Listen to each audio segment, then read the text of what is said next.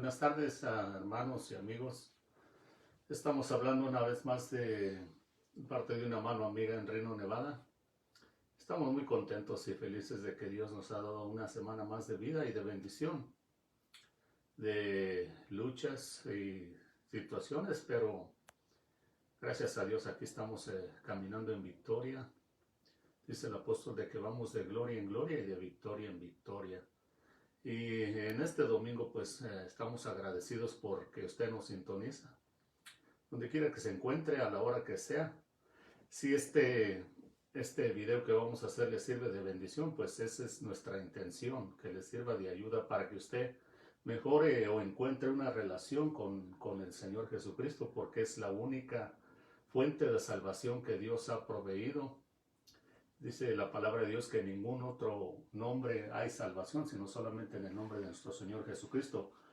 Y eso es porque la muerte no respeta ningún nombre, ni hombre, ni nada, sino solamente al Señor Jesús, porque es el único que ha vencido. El enemigo, el diablo, él no respeta absolutamente a ningún nombre, ni hombre tampoco, solo al Señor Jesús. Recordamos que en una ocasión dice la palabra de Dios en el libro de Hechos de que unos exorcistas ambulantes judíos trataron de echar un demonio fuera de una persona. Y entonces le hablaban al demonio y le decían: en el nombre de Jesús, el que predica Pablo, te mandamos que salgas de esta persona. Y la palabra de Dios es clara y dice de que el espíritu, el demonio, les habló de regreso a estos hombres y les dijo así: bueno, yo sé quién es Jesús y conozco a Pablo, pero ustedes quiénes son para que me quieran mandar que salga de esta persona. Y dice la palabra de Dios de que eran 7 hombres y a los 7 hombres les dio una maltratada, los dejó sin ropa, los golpeó. Y ahí el Espíritu le dijo: pues ustedes no son nadie para darme órdenes. Si ustedes fueran como Pablo y conocieran al Señor Jesús, pues sería otra cosa, pero ustedes no son nada solamente para mandarme. Y esto es por eso lo que estamos diciendo, que el enemigo no conoce ni no respeta ningún nombre de nadie, sino solo el del Señor Jesús. Y respeta a aquellos que aman y temen y respetan a ese nombre también. Por eso decimos de que ningún otro hay salvación, porque no hay nada, ningún otro nombre bajo el cielo dado a los hombres en el cual podamos ser salvos, porque no hay nada que respete más o que respete solamente el nombre del Señor Jesús. En esta ocasión quisiéramos hablar de un tema pues que yo diría que la mayoría de gente está preocupada escuchando y hablando de este tema, porque creemos que estamos ya al final ya de estos últimos, de la era humana, como quien dice, para ser más específicos, de este sistema presente de religión, de economía y de política que vive el mundo, porque esas son las 3 cosas por las cuales el ser humano se ha regido desde siempre: la economía, la religión y la política. Y sabemos bien que todo está corrompido, eso no tenemos mucho que averiguar. Y estando ya en estos últimos días, pues creemos de que el Señor va a regresar, va a cumplir su palabra, va a cumplir sus promesas, porque Él quiere establecer su reino, el reino que le prometió a Israel y a todo aquel que le ama por los siguientes 1000 años. Y para eso pues tiene que terminar con todo este sistema presente.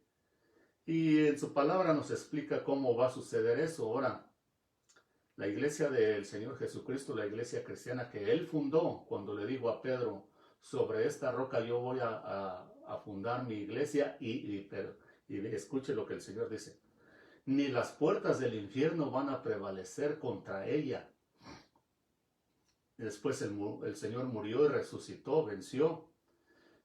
Ungió los apóstoles en el aposento alto cuando vino el Espíritu Santo, el poder que necesitaban. Ya hemos hablado de cómo Pedro era una persona antes de que el Señor resucitara y otra persona totalmente distinta ya cuando el Señor resucitó y envió el Espíritu Santo. Y eso no solamente le sucedió a Pedro, le sucedió a todos los apóstoles, a toda la iglesia cristiana de aquel entonces y a muchos, muchos, muchos cristianos a través de la historia. Hoy en día también podemos verlo. Sin embargo, desafortunadamente, a través de lo que leemos en la palabra de Dios y de la historia secular, podemos ver de que la iglesia no ha sido lo que debería de ser o lo que era en el principio. En el libro de los Hechos, pues ahí nos narra lo que fue la iglesia cristiana en su comienzo, donde pues prácticamente voltearon al mundo boca abajo por el poder que ellos mostraron y lo que hacían. Era una iglesia muy poderosa y eso pues tenemos que tomarlo en cuenta, y porque no eran personas especiales, no eran personas diferentes a nosotros, eran seres humanos igual que nosotros. Entonces tenemos que tomar muy en serio esto, porque a través de las iglesias que el Señor menciona en el libro de Apocalipsis, el capítulo 2 y 3 del libro de Revelación, Apocalipsis, donde el Señor nos muestra lo que sería la iglesia cristiana desde que Él se fue, desde que Él la fundó allá a través de los apóstoles hasta que Él regrese, y vemos de que realmente ha habido personas que han buscado mucho Dios, esporádicamente, pero en sí la iglesia en general no ha sido una iglesia que ha brillado como debiera, o por lo menos como en el principio. Por su mayor parte hemos visto que ha sido una iglesia no porque le falte poder, no porque no tenga de dónde agarrar poder para hacer lo que tenga que hacer para cumplir con su función, como el Señor dijo: ustedes son la luz del mundo, y si ustedes no alumbran como una ciudad allá en una colina, en un cerro, donde pues cualquiera que anda extraviado puede guiarse por esa luz porque la ve allá en lo alto. Así son ustedes en este mundo. Si ustedes dejan de alumbrar, este mundo se queda en tinieblas y todos pueden perder. También dijo: ustedes son la sal de la tierra. Si ustedes no cumplen con su función como sal, porque la sal sirve para preservar, para que no se corrompa algo en lo que uno la utiliza, entonces el Señor dice: si ustedes no funcionan como la sal de la tierra, este mundo se corrompe. Y dígame si no es esta la situación de este mundo, especialmente hoy en día. Un mundo totalmente corrompido en todos sus ámbitos sociales, empezando con la misma iglesia cristiana. La iglesia cristiana tiene que ser diferente, y nos referimos no a cualquier religión. Cualquier religión podemos ver de sobra de que están corrompidos. Muchas religiones ni siquiera creen en el nombre del Señor Jesús, como acabamos de decir. Vean lo que pasa. En una ciudad como aquí donde vivimos nosotros, como en muchas ciudades del mundo, en países enteros, hay iglesias de a montón. Del nombre que sean, usted puede mencionarlas: testigos de Jehová, mormones, cristianos, islámicos, budistas, católicos. Hay muchísimas. Hay catedrales, hay templos grandes donde se reúnen por miles, o lo hacían por lo menos antes de esta pandemia. Hay iglesias pequeñas, bueno, de todo hay. ¿Usted cree que el diablo está preocupado por todas esas personas que se reúnen o tienen esas iglesias grandes y templos y se reúnen por miles? ¿O miles son los seguidores? ¿Usted cree que a él le preocupa? Acabamos de mencionar el caso de esos hombres que le dijeron al demonio: miren, el nombre de Jesús, el que predica Pablo, te vamos a expulsar. Y el demonio les respondió: pues, bueno, ¿y ustedes quiénes son para que me den órdenes? Pues sí, es cierto que Pablo predica a Jesús, pero ustedes ni siquiera creen en él. ¿Cómo se ponen a darme órdenes si aquí el que manda soy yo? Si ustedes fueran como el apóstol o conocieran a Jesús, sería otra historia. Al diablo no le importa cuántas iglesias, cuántas denominaciones, cuántas religiones hay en el mundo, aunque digan, incluso aunque lleguen a decir que creen en Jesús o que conocen a Jesús, o que incluso se conocen la Biblia de Génesis a Apocalipsis. A él no le importa absolutamente nada de eso. ¿Qué nivel social tenemos? Económico, nada, absolutamente. A él lo único que le importa es una cosa: que las personas tengan. Si no tienen esta cosa, él está feliz de la vida y contento y puede hacer lo que él quiera. Y al igual que aquel demonio que le dio una paliza a aquellos 7 hombres que lo querían expulsar, 7 hombres.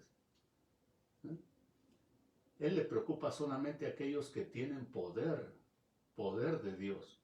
Cuando el Señor Jesús ascendió al cielo, que se reunieron en el aposento alto los apóstoles y muchos otros más, 120 personas, vino el Espíritu de Dios, el Espíritu Santo, dice que como un fuego fuerte, un viento fuerte, y se puso como lenguas de fuego sobre sus cabezas, y de ahí cambió la historia de la humanidad, porque tenían poder aquellas personas.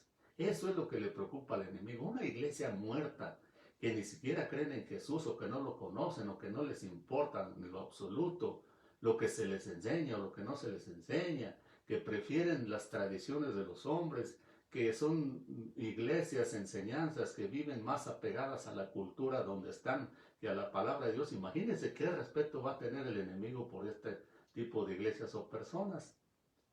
Y por eso entonces, ya hablando de la iglesia cristiana en específico, aquellos que supuestamente han nacido de nuevo, aquellos que conocen a Jesús, pero que no son responsables y no cumplen con la función de ser sal de la tierra y luz de este mundo, entonces el enemigo también va a hacer lo mismo, no hay ninguna diferencia. Y a través de todas las escrituras en cuanto a la revelación que el Señor Jesús dio de las iglesias de Apocalipsis, desde Éfeso hasta la Odisea, podemos ver de que la iglesia no ha sido una iglesia responsable en su mayor parte. Porque si fuéramos responsables, el mundo no estaría realmente como está. Y podemos hacer responsable a muchas personas que los gobernantes son corruptos, pero los más responsables y los primeros responsables realmente somos nosotros, los que decimos que conocemos a Jesús y que conocemos y que nos jactamos de que conocemos la verdad y todo eso. Si la iglesia cristiana fuera responsable como en el principio cuando estaban los apóstoles, sería otra cosa totalmente diferente. Vea esta nación, Estados Unidos, por ejemplo. Según la historia, los peregrinos vinieron de Europa hace 300 años, más o menos, huyendo de la Santa Inquisición que impuso la Iglesia Católica. Y todo eso está en la historia secular. Usted puede ir a, si usted gusta, si usted quiere saber por usted mismo la verdad, ahí está. Si no, pues tiene que creer lo que digan todos los demás. Vinieron huyendo de allá porque querían adorar a Dios y que nadie los persiguiera. Vinieron a este país, batallaron mucho para establecerse, no eran muchas personas, lograron sobrevivir basados en la palabra de Dios. Incluso la Constitución de Estados Unidos en su mayor parte era basada en la palabra de Dios. Aunque muchos hombres que tuvieron que ver con la Constitución en aquel entonces y que fundaron Estados Unidos realmente no eran cristianos, pero estaban a la cultura de aquel entonces, que era muy saturada del cristianismo, aunque no eran cristianos, apoyaban todo lo que tenía que ver con y que estuviera relacionado con el cristianismo. Por eso la Constitución fue fácil establecerla sobre fundamentos cristianos. Y miren, esas pocas personas que vinieron, batalló esta nación para establecerse, pero finalmente salieron adelante y con lo poco, porque yo digo que realmente no hicieron demasiado para toda la bendición que realmente llegaron a alcanzar y que hasta hoy en día la tenemos. La libertad de expresión, para empezar, eso es una cosa, yo diré que la bendición más grande que hay en esta nación, la libertad que tenemos para creer lo que uno quiera y expresar lo que uno quiera. Y claro, siendo personas inteligentes, porque yo creo que Dios nos hizo a todos inteligentes, tenemos que escoger lo que mejor nos conviene, y lo que mejor nos conviene es Jesucristo. Porque sin Él, vea cómo está el mundo. Vea, vaya, abra bien los ojos con sinceridad y vea cómo está el mundo que rechaza. Porque para hoy en día, especialmente desde esta nación, Estados Unidos, se ha predicado el Evangelio y por los medios de comunicación hoy más que nunca se predica. Y sin embargo, la misma iglesia cristiana, por eso lo digo yo, ¿de qué sirve que se llenen los templos a veces de cientos de miles de personas si no tienen poder? No, lo que necesitamos es poder, no necesariamente conocer más de la Biblia. ¿De qué sirve que conozcamos la letra si no tenemos espíritu? Y a través de toda la historia podemos ver de que es por falta de responsabilidad. Ahora, usted va a decir, ¿qué tiene que ver eso con el mensaje que queremos predicar hoy, que queremos enseñar? Y esta realmente es la introducción a lo que queremos enseñar, que tiene que ver con el arrebatamiento de la iglesia. En 1 de Tesalonicenses y segundo libro de Tesalonicenses, el apóstol escribió específicamente sobre esta doctrina del arrebatamiento. Y les da instrucciones cómo es que va a pasar y más o menos cuándo. Y mucha gente está esperanzada que esto suceda, especialmente en nuestro tiempo, porque creemos que de acuerdo a las señales, a lo que habla la palabra de Dios, pues puede acontecer. No sería ninguna sorpresa que aconteciera en nuestro tiempo, en nuestros días. Y mucha gente ha puesto su esperanza allí. Y también mucha gente se ha enfriado, se han apartado de Dios. se han ido a la apostasía, lo que el apóstol también menciona allí. Dice, porque el día del Señor no vendrá sin que primero venga la apostasía y se manifieste el hombre de pecado, hablando del anticristo. Entonces, mucha gente está esperando ese día. Pero le voy a decir una cosa, si nosotros fuéramos más responsables como cristianos, que conocemos, supuestamente conocemos a Dios, que conocemos las Escrituras y que tenemos el poder del Espíritu de Dios, no estaríamos tanto afanados por esperar aquel día. Porque realmente, fíjese, ese día, ese acontecimiento del arrebatamiento, realmente Dios lo puso como una salida para todos aquellos que van a estar listos y que no van a ser muchos, porque desde ese momento lo que realmente Dios quiere hacer es limpiar este mundo de toda esta corrupción que hay y poder establecer su reino después de estos 7 años de tribulación y gran tribulación que va a haber. En Amós capítulo, voy a buscar aquí esta cita porque es muy importante. En Amós capítulo 5 dice el Señor hablándole al pueblo de Israel, hablándoles porque Él viene hablando de este día desde los antiguos profetas, desde siempre, desde hace miles de años, porque Dios conoce todas las cosas. Y Él sabe cómo va a terminar todo, cómo empieza todo y cómo termina todo. Entonces Él nos habla con mucha anticipación. A Él no le sorprende nada. Dios es Dios. Él está sentado en su trono, pase lo que pase. Y nos hace un favor grandísimo hablando a través de los profetas y de la Escritura para que nos prevengamos y sepamos qué hacer. Pero en el libro de Amós, en una ocasión le dijo al pueblo de Israel, ¿para qué quieren el día del Señor ustedes? ¿Por qué hablan tanto del día del Señor? ¿Qué no se dan cuenta que va a ser un día de tinieblas y no de luz? Va a ser de tragedia y no de paz. Así hoy en día como que mucha gente está afanada y han quitado hasta cierto punto la mirada de lo que realmente es importante, esperando a que ese día se cumpla, cuando que pues va a ser un abrir y cerrar de ojos, y la verdadera razón es porque el Señor desde ese momento va a comenzar su venganza de la que Él habló. Muchos creen que Dios no es un Dios vengativo, pero no es eso lo que dice las Escrituras, porque vea, en el libro de Lucas, en el capítulo 4, cuando el Señor comienza su ministerio, dice que tomó el libro de Isaías y lo abrió en el capítulo 61. Y dice la Escritura que empezó a leer y dijo, el Espíritu del Señor está sobre mí, porque me ha ungido para llevar buenas nuevas a los pobres, para sanar a los quebrantados de corazón, abrir los ojos a los ciegos, para proclamar el año de libertad a los cautivos, el año agradable del Señor. O sea, cuando comenzó, Él dijo el Señor, esta Escritura se ha cumplido delante de sus ojos. A eso vine yo. Pero allí no terminaba la profecía esa. Lo que sigue después dice, y el día de la venganza del Dios Todopoderoso, pero eso ya el Señor ya no lo leyó, ya no lo mencionó. ¿Por qué? Porque dijo, primero vamos a cumplir este periodo de gracia, donde yo voy a morir y a resucitar y a darle 2000 años de gracia a la humanidad, no solo a Israel ya. No solamente le vamos a dar oportunidad a los judíos, sino que a todo el mundo, a través de la gracia. El año agradable del Señor por 2000 años, donde a todas las personas que se les predique el Evangelio, pues vean que hay una oportunidad, que Dios quiere salvarlos, que Dios no hace excepción de personas, que la misma oportunidad que le da a unos le quiere dar a otros. Y después de eso dice, y el día de la venganza, pero eso el Señor no quiso mencionarlo, porque eso es hasta después, exactamente cuando ocurre este acontecimiento que se llama el rapto. Desde ese momento para adelante todo cambia, se termina la gracia, este año de las buenas nuevas que el Señor quiere que le llevemos a la gente, para que sean salvos por gracia. Ahí se termina, y de ahí para adelante comienzan los 7 años de los que habló el profeta Daniel, de las 70 semanas y 7 años que quedan por cumplirse, donde Dios trata con la nación de Israel y con todo el resto del mundo a quien se le predicó el Evangelio. Acuérdese que en el capítulo 24 de Mateo el Señor también dijo, el amor de muchos a causa de la maldad, porque la iglesia no brilla, porque no cumple con su función como debiera. No que no estemos haciendo absolutamente nada, pero no como debiéramos, porque teniendo el poder no funcionamos como debiéramos. Y dice, por eso el amor de muchos se enfría por causa de la maldad. Dice, y este evangelio, dice, va a ser predicado, este evangelio del reino, que esa es otra cosa muy importante que uno tiene que ver. Dice, este evangelio del reino va a ser predicado a todas las naciones y después va a venir el fin. ¿Por qué?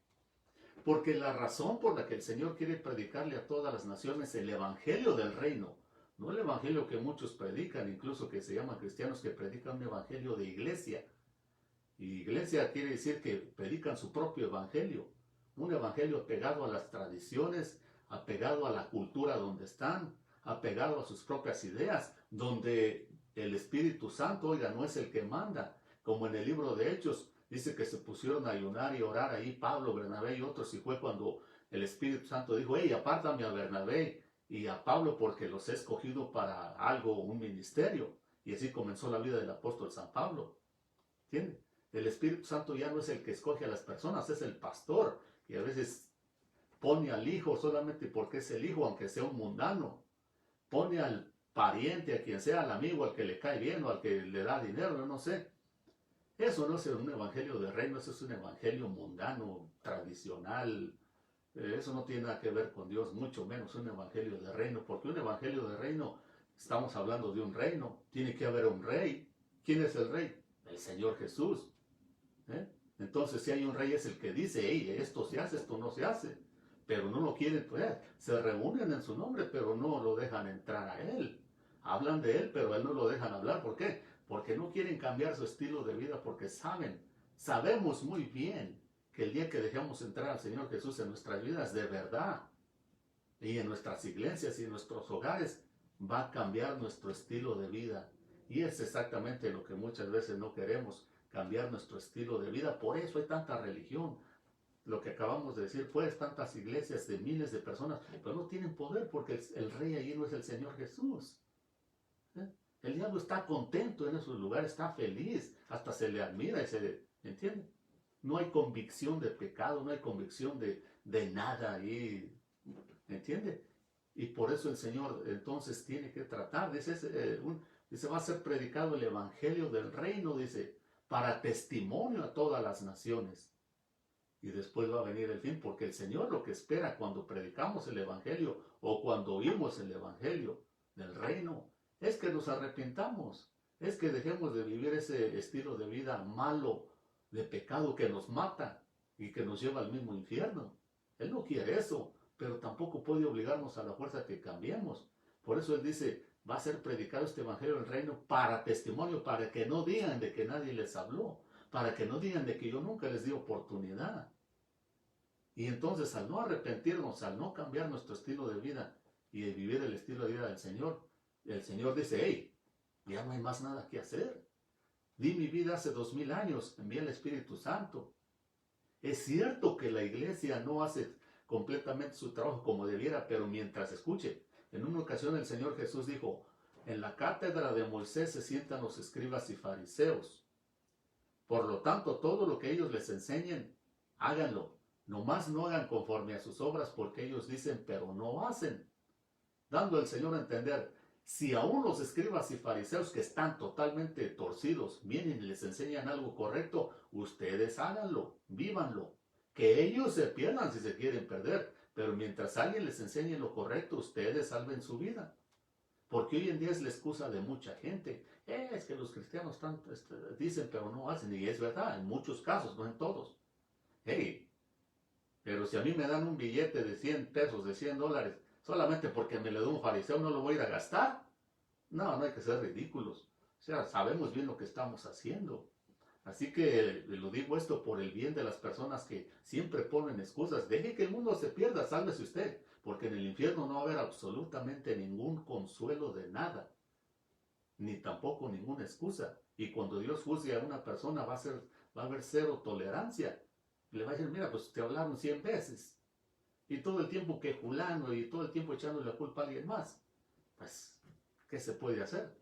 ¿Eh? Por eso hay que ser inteligente, no toma mucho discernir las cosas. Por eso el Señor dice, ¿para qué quieren aquel día? Si va a ser un día de tinieblas y no de luz, dando a entender el Señor, no se preocupen por el rapto, no se preocupen, no pongan tanto su esperanza en ese día, sino que mejor vivan, vivan la vida en abundancia que yo les traje. Vivan llenos de paz, de gozo, porque para eso les envié el Espíritu Santo. Apártense del mundo, apártense del pecado, porque eso realmente solamente frustra y mata. Vivan como la iglesia en el principio. Por eso entonces tenemos que estar velando, pero no necesariamente porque estamos esperando aquel día, porque en un abrir y cerrar de ojos todo va a cambiar. En otras palabras, va a haber personas que ya, cuando eso vaya a suceder, como no sabemos realmente el día ni la hora, se van a descuidar. Así como el rey David, que pasó años, décadas peleando batallas contra los filisteos, ganando, todo el tiempo ganando. Y cuando se descuidó, un solo día se descuidó. Cuando dice que no fue a la guerra y consintió su carne y vio a aquella mujer, adulteró, y de ahí para abajo se fue para abajo la vida del rey David, y le trajo consecuencias a su descendencia para siempre. ¿Entiendes? Así ahora va a haber mucha gente, porque en un abrir y cerrar de ojos esto va a cambiar. Mucha gente ya cuando vaya a sonar la trompeta se van a cansar, se van a desmayar y van a perder esa bendición tan grande. ¿Entiende? Por eso es mejor vivir, agarrar un ritmo de vida espiritual, mantenernos allí, porque hay más posibilidades y hay más seguridad que el Señor nos llame viviendo en esta vida y morir de una muerte natural o de cualquier forma, pero que mientras estemos y tengamos nuestra seguridad de entrar al cielo. Yo, en mi opinión personal, yo digo que ahorita las personas que mueren en Cristo, especialmente personas que mueren llenos de vida, me refiero a que mueren en una edad ya 80, 90 o más años, y que le sirvieron a Dios y que hasta el último día de su vida le sirven bien a Dios, que no hay nada que lamentarse, que incluso Dios les da la bendición, que a veces incluso mueren dormidos. La muerte nunca es buena, pero de todos modos, de las mejores que hay, puede ser esa. Una persona que le ha servido a Dios su vida, que está bien, que está contenta, está satisfecha, que ya está lleno de días. Eso para mí son las personas más dichosas, más afortunadas hoy en día, porque de ahí para allá, en el tiempo en que vivimos, todos los demás nos estamos arriesgando a que no nos vayamos en ese abrir y cerrar de ojos. Por eso digo yo que es mejor vivir un ritmo de vida espiritual sano, estable delante de Dios, trabajando, sirviendo en el Espíritu, que no somos perfectos, pero que estamos allí y que no estamos tanto esperanzados a que ese día venga, porque muchos no lo van a alcanzar. Y de allí para adelante, usted sabe bien si es cristiano, conoce las escrituras, de ese momento para adelante, todo va a cambiar. Este mundo radicalmente va a cambiar. Y de allí para adelante ya no hay gracia. Cada quien va a tener que salvar su propia vida de acuerdo a sus fuerzas y su fidelidad. Ya no tiempo de gracia como ahorita que estamos viviendo, donde caemos por una semana, nos levantamos, hay tiempo, el Señor tiene misericordia y todo eso. En aquel entonces sí, ya no hay, solamente van a dar, los que quieran salvarse, pues van a tener que poner el cuello. Y los que no mueran, escuche, y los que no mueran en esa gran tribulación, en esos 7 años de venganza, que Dios hasta cierto punto lo llama venganza, entonces van a entrar los que sobrevivan, que no va a ser mucha gente, porque vuelvo a repetir, la intención de esos 7 años de tribulación es limpiar la tierra para que el Señor venga a establecer su reino. Y los que sobrevivan a esos 7 años, Dios los va a reunir y van a decir, ya la hice, ya sobreviví. No, todavía Dios, el Señor va a venir y los va a juzgar. Hey, ¿qué hiciste en estos 7 años? ¿Cómo sobreviviste? Señor, pues fíjate de que construí un lugar secreto. Allá me amontoné comida, amontoné víveres para sobrevivir estos 7 años. Y qué bien me fue. Solo veía todo el desastre en el mundo y yo bien escondidito allí. Oh, así que veías cuando mucha gente estaba muriendo y tú bien tranquilo allí. Sí, pues es que soy inteligente, tú me hiciste inteligente. ¿Qué cree que el Señor le va a decir? Yo dije bien claro en mi palabra que el que salvara su vida para sí mismo la iba a perder.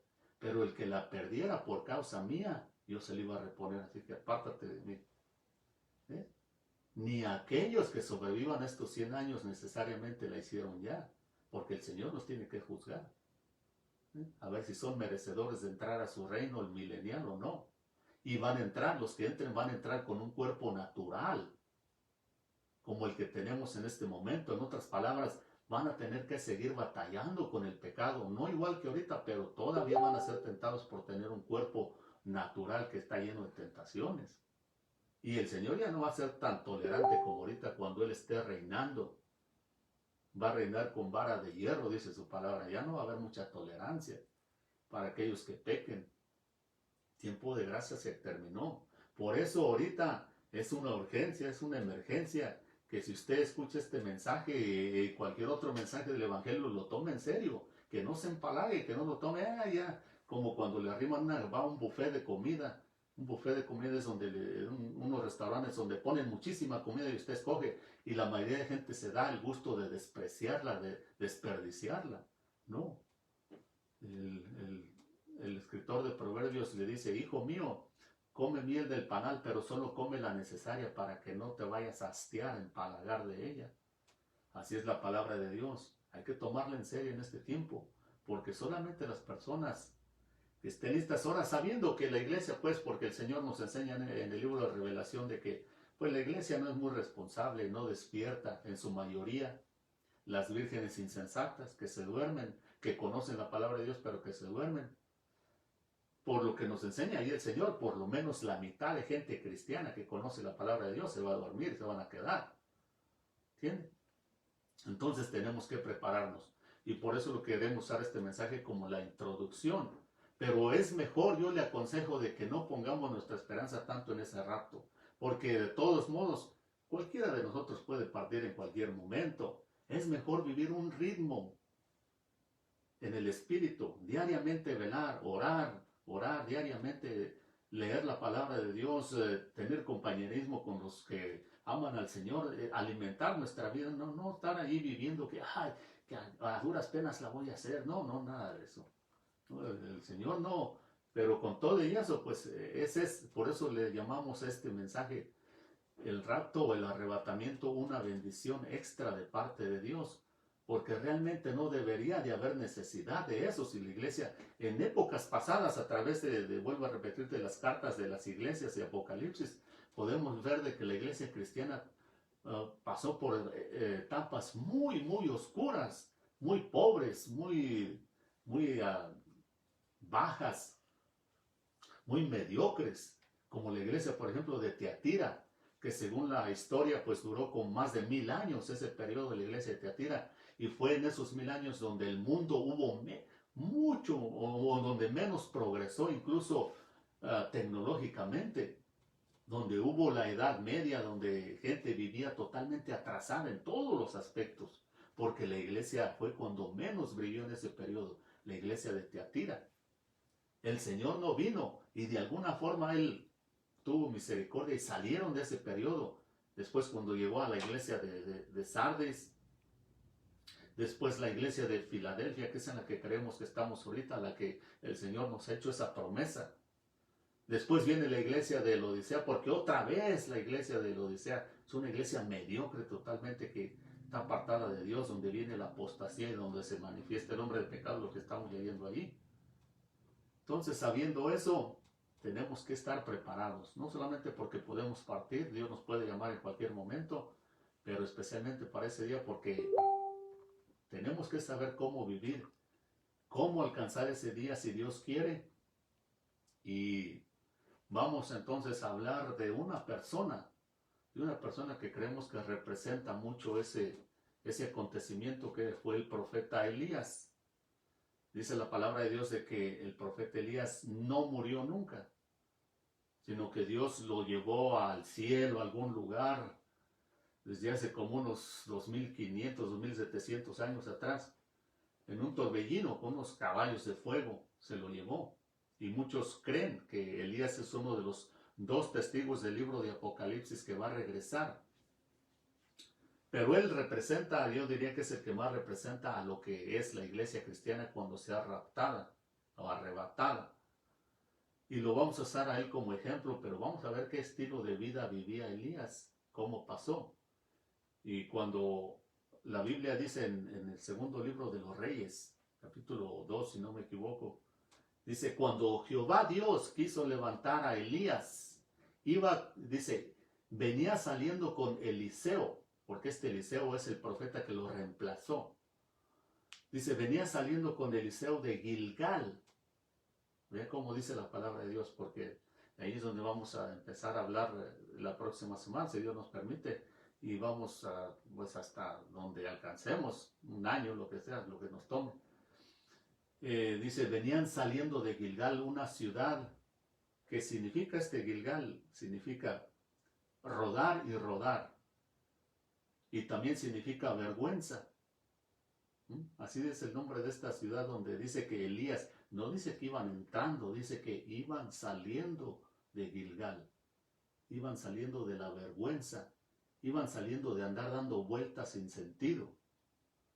Y ahí es donde vamos a comenzar la próxima semana, así que lo motivamos y esperamos de que mediten esta palabra, en este mensaje, que se prepare por la razón que sea, estemos listos porque este mundo está lleno de peligros y no solamente porque ese acontecimiento del arrebatamiento puede ser en cualquier momento, pero sino que pues en nuestros días todos sabemos de que hay mucho peligro de muchas formas, así que tenemos que estar preparados, hay que tomar la palabra de Dios en serio. Si usted no conoce a Jesús como Señor y Salvador, acéptelo, acéptelo, porque Él pagó el precio hace 2000 años, no hay necesidad de perderse ni arriesgarse.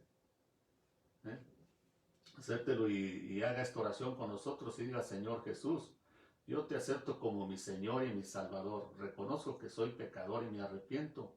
Reconozco que tú eres el único que tiene poder para perdonarme mis pecados, porque eres el único que ha vencido la muerte. Gracias te doy por hacer ese sacrificio por mí. Gracias te doy por tu Santo Espíritu. Ayúdame a vivir el estilo de vida que tú mandas, no el que yo escoja, no el que el mundo me propone. En el nombre de Jesús, gracias te damos. Si usted ha hecho esta oración, usted es nueva criatura. Todas las cosas viejas pasaron y aquí todas son hechas nuevas. Viva para Cristo y prepárese porque esto está por terminarse. Que Dios lo bendiga y hasta la próxima.